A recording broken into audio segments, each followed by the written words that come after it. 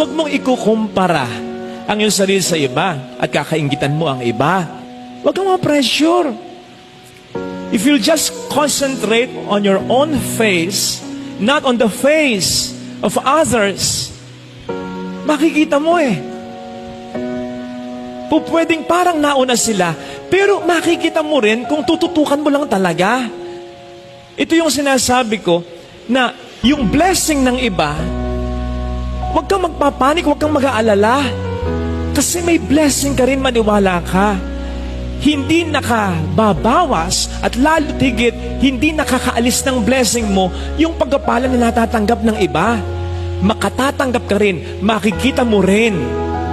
At kapag natanggap mo, kapag nakita mo na, you'll realize na yung moment na natanggap mo at nakita mo na, speaking of blessing yun talaga yung araw, yung